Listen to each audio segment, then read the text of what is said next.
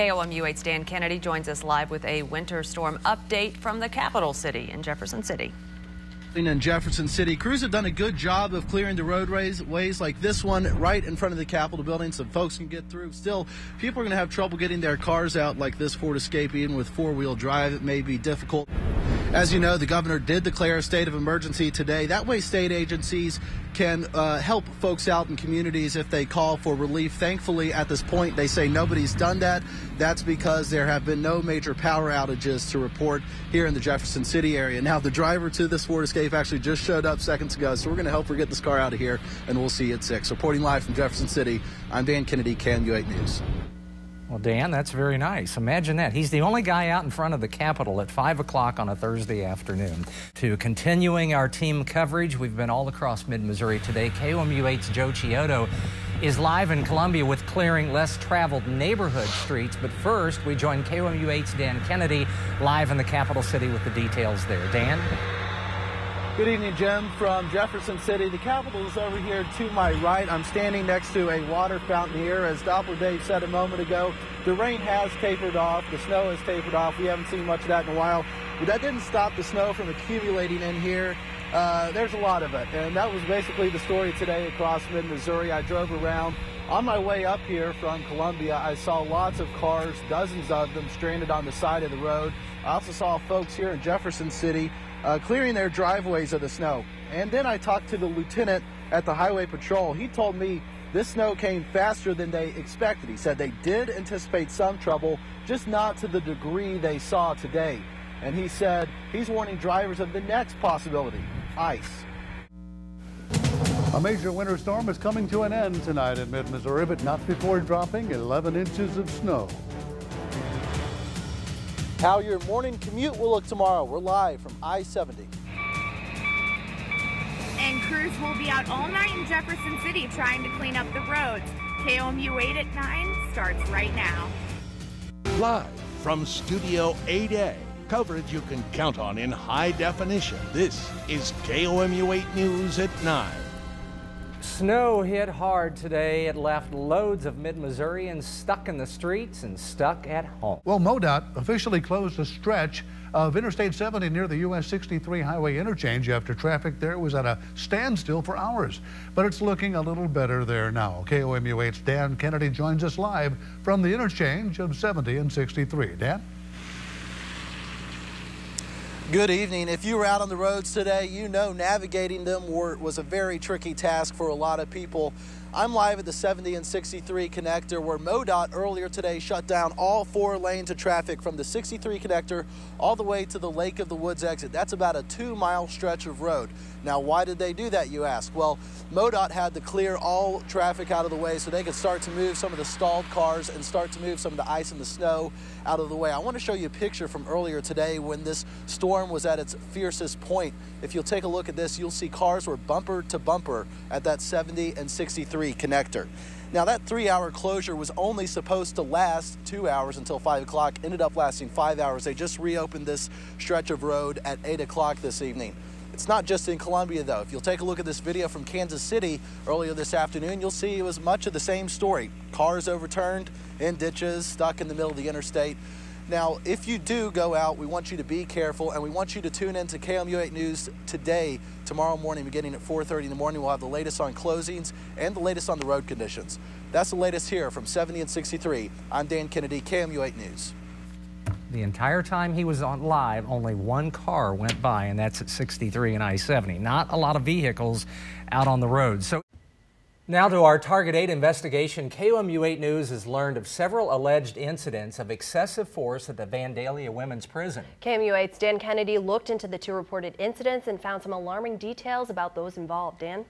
Well, Vandalia, if you've been there, is a small town home to nearly 4,000. It's also home to hundreds of incarcerated women behind bars at the Vandalia Women's Eastern Reception Diagnostic and Correctional Center. But just how safe is that state prison? Over the last month, KOMU8 News has learned of at least 2 allegations of excessive force between an offender and a guard, raising the question, is that prison for punishment or rehab?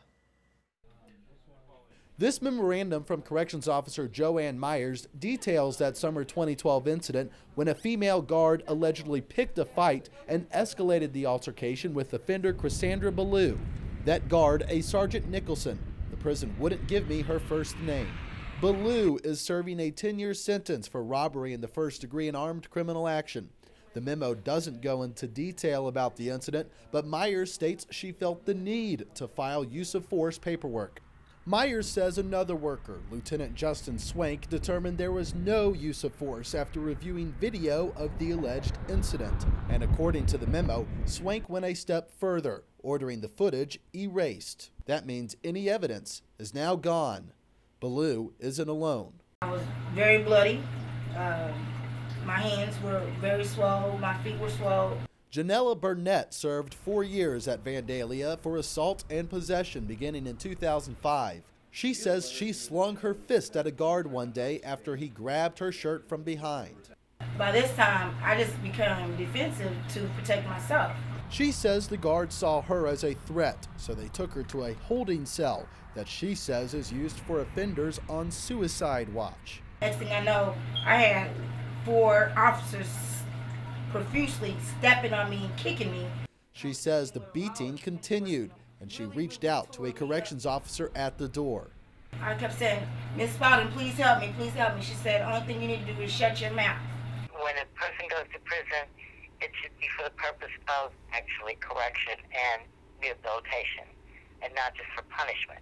Hetty Hardin is the founder of a statewide prison advocacy group called CURE, Citizens United for Rehabilitation of Errants. Hardin says abuse of power in prisons is widespread, not just a Vandalia problem.